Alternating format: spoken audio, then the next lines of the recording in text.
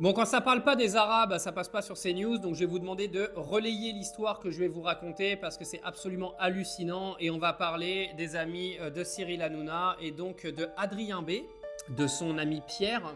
Non, il ne s'appelle pas Mohamed et Mustapha, je suis vraiment désolé pour la fachosphère de ce pays, mais nous allons parler de ce fait divers qui est absolument ahurissant. Vous êtes prêts?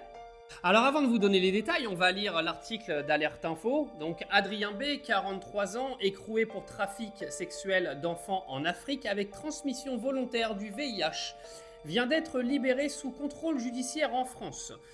Délégué Mister France Picardie est proche de Cyril Hanouna, il reste poursuivi pour traite d'êtres humains, proxénétisme aggravé et exploitation sexuelle de mineurs. Bon, il s'appelle pas Rachid, donc automatiquement il va falloir expliquer les choses parce que du coup la télé n'en parlera pas.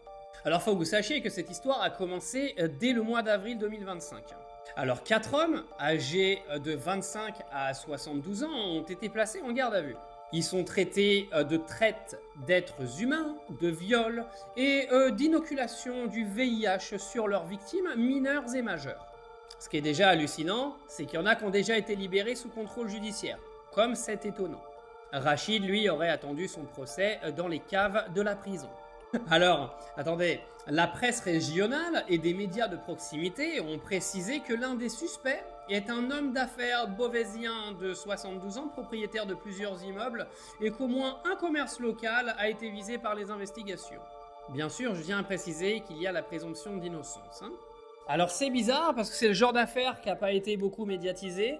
Vous vous rendez compte quand même qu'ils se sont chargés de violer des enfants africains, de leur inoculer le sida. Et ça n'a pas fait la une de nos médias. Si ça avait été un noir, oui parce qu'il faut dire les termes, moi j'en ai rien à foutre de vos morales.